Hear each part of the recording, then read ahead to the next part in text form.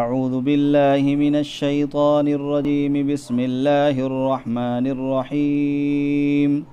یا ایہا الذین آمنوا کونوا قوامین للہ شہداء بالقسط ولا يجرمنكم شنآن قوم على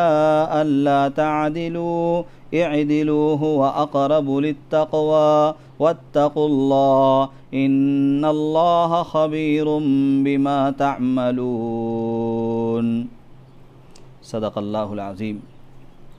ناظرین گرامی، یہ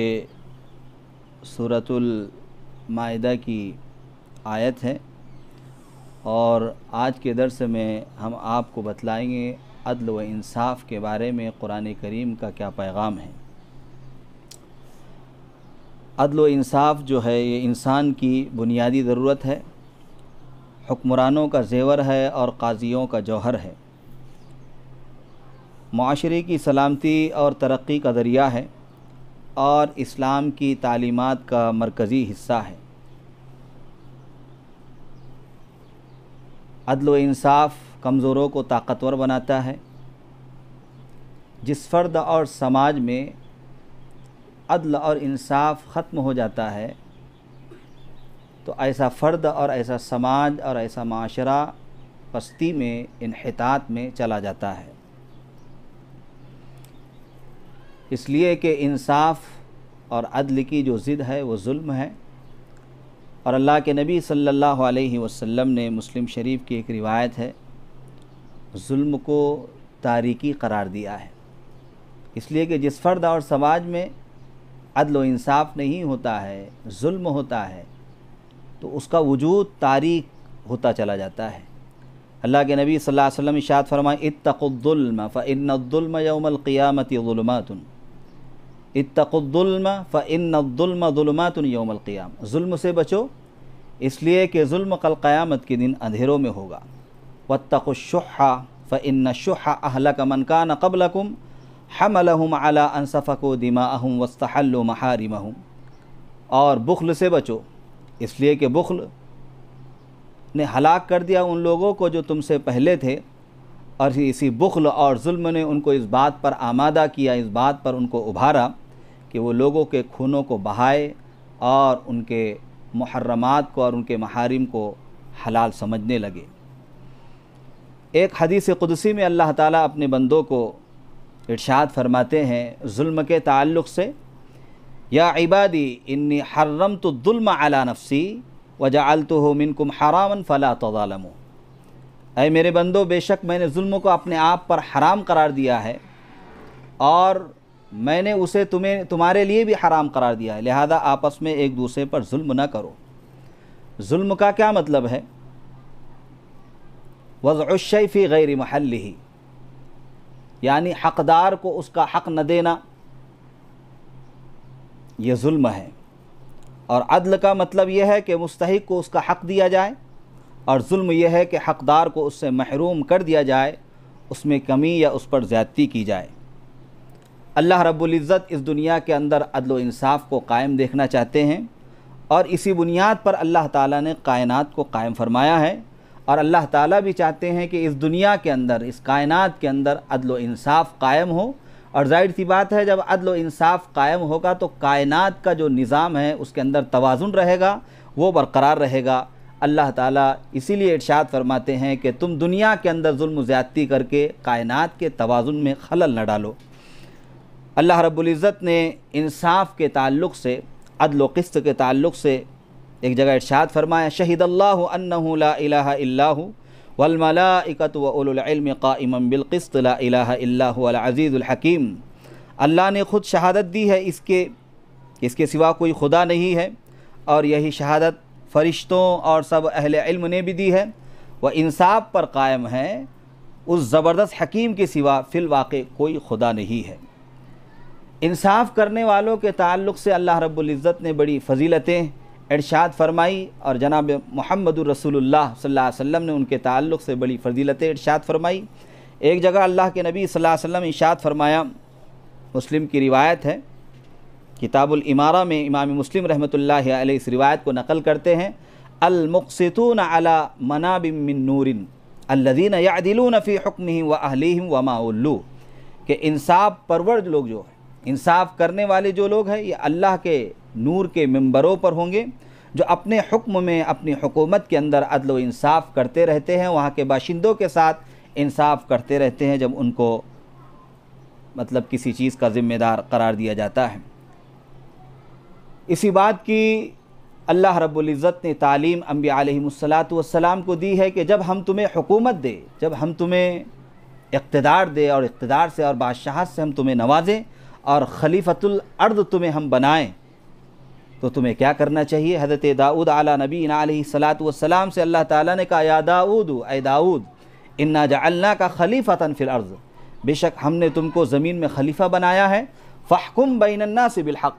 لہذا تم لوگوں کے درمیان حق کے ساتھ انصاف کرو، ولا تتبع الہویٰ، اور خواہشات کی پیروی نہ کرو، فیضلک عن سبیل اللہ، یہ خواہشات کی پیروی تمہیں اللہ کے راستے سے دور کر دیں گی، ان الذین یضلون عن سبیل اللہ لہم عذاب شدید بما نسوا یوم الحساب، بے شک جو لوگ گمراہ کرتے ہیں اللہ کے راستے سے، ان کے لیے دردناک عذاب ہے اس چیز کے سبب جس سبب انہوں نے حساب کے دین کو بھلا رکھا ہے۔ تو بڑی فضیلتیں ہیں عدل و انصاف کی، اور اللہ رب العزت نے اس کی ضد ظلم کو ناپسند کیا ہے۔ انسان اسلام کی تاریخ میں بے شمار ایسے واقعات ملتے ہیں، اور اللہ کے نبی صلی اللہ علیہ وسلم نے اس دنیا کے اندر عدل و انصاف کو قائم کر کے بتلایا ہے۔ عدل و انصاف کو اس طور پر قائم کر کے بتلایا ہے کہ اگر عدل کی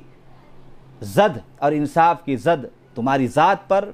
تمہاری رشتہ داروں پر، تمہارے اہل خانہ پر، تمہارے اقارب پر، تمہارے دوستوں کے ہی تعلق سے کیوں نہ پڑتی ہو، لہذا تمہیں ہر آن، ہر وقت، ہر لمحہ انصاف سے تم کو کام لینا چاہیے۔ سیرت نبوی کے اندر ایک ایسا واقعہ نقل کیا ہے جس کے بارے میں خود امام مسلم رحمۃ اللہ علیہ نے اس کو نقل کیا ہے کہ قبیلہ مخزوم کی ایک عورت نے چوری کی، اور اس قبیلے کے لوگوں نے حضرت اسامہ رضی اللہ تعالی عنہ سے کہا کہ تم اللہ کے نبی صلی اللہ علیہ وسلم سے سفارش کرے کہ اس عورت کے ہاتھ نہ کاٹے، اس لیے کہ قبیلے کا جاہ و منصب تھا، قبیلہ ایک اچھا وقار اور اچھا مقام، ایک اچھی وہ اپنی مطلب پوزیشن رکھتا تھا۔ اور حضرت اسامہ جو تھے، جو حضرت زید رضی اللہ تعالی عنہ کے لڑکے تھے، وہ حضرت اسامہ اور حضرت زید دونوں کو بہت محبوب رکھتے تھے، آپ صلی اللہ علیہ وسلم ان کو بہت پسند کرتے تھے۔ حضرت اسامہ رضی اللہ تعالی عنہ جب قبیلہ مخزوم کی ایک عورت کی سفارش کے لیے اللہ کے نبی صلی اللہ علیہ وسلم کے دربار میں گئے، تو اللہ کے نبی صلی اللہ علیہ وسلم غصے میں آ گئے، اور اللہ کے نبی صلی اللہ علیہ وسلم نے کہا لو سرقت بنت محمد صلی اللہ علیہ وسلم لقطعت یداہ، کہ اگر محمد کی بیٹی بھی اگر چوری کرتی تو محمد اس کے ہاتھ کاٹ دیتا۔ لہذا حدود جو اللہ رب العزت نے طے کیے ہیں، اس میں کسی قاضی کی اور کسی حاکم کی اور کسی اہل اقتدار کی کوئی رائے اور کوئی اپنا ذاتی مفاد اس میں کارگر نہیں ہوتا ہے، اس کا کوئی فائدہ نہیں ہوتا ہے۔ لیکن جہاں تک تعزیرات کا تعلق ہے، وہ قاضی کے ثوابدید پر رہتی ہیں، تعزیرات میں وہ کمی بیشی کر سکتا ہے، اس کو تبدیل کر سکتا ہے، لیکن حدود کے اندر کوئی تبدیلی نہیں۔ اسلامی شریعت کے اندر یہ بات کہی گئی ہے کہ اگر کوئی شخص چوری کرتا ہے تو اس کے ہاتھ کاٹے جائیں گے، اور عدل اس بات کا متقاضی ہے، عدل اس بات کا تقاضا کرتا ہے۔ میرے عزیزو،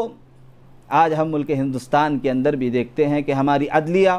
جو ہائی کورٹ اور سپریم کورٹ کہلاتی ہے، اس میں کس طرح کے فیصلے کیے جاتے ہیں۔ فیصلے اسی طرح کے کیے جاتے ہیں جیسے حکومت چاہتی ہے، جیسے اہل اقتدار چاہتے ہیں، جیسے ظالم حکمراں جاتے ہیں، ویسے ہی فیصلے کیے جاتے ہیں، جس کا نتیجہ یہ ہوتا ہے کہ ظالم باہر گھومتا ہے، مظلوم سلاخوں کے پیچھے چلے جاتا ہے۔ ہونا تو یہ چاہیے تھا کہ ہماری عدالت عالیہ اور ہماری کورٹیں اس جن کو انصاف کی کرسی پر بٹھایا گیا ہے، وہ اس طور پر فیصلہ کرتی کہ ظالم کیفر کردار تک پہنچتا اور مظلوم کو چین و سکون ملتا، اس کو راحت ملتی۔ لیکن ہم دیکھتے ہیں اور ہائے دن دیکھ رہے ہیں، اور ماضی قریب کے اندر بھی ہم نے دیکھا ہے کہ کہ وہ چاہے مسجد کے تعلق سے ہو یا اور طلاق ثلاثہ کے تعلق سے ہو یا انسانوں کے مذہبی معاملات کو مخدوش کرنے کی کوشش ہو، اس سلسلے میں ہمارے ملک کی جو عدلیہ ہے وہ اس میں ہمیں ناکام ہوتی ہوئی نظر آتی ہے۔ لہذا ہم اس قرآن کریم کے ذریعے سے پوری امت کو یہ پیغام دینا چاہیں گے، اور خصوصاً اہل حل و عقد کو اور اہل اقتدار کو اور حاکم حضرات کو ہم یہ پیغام دینا چاہیے کہ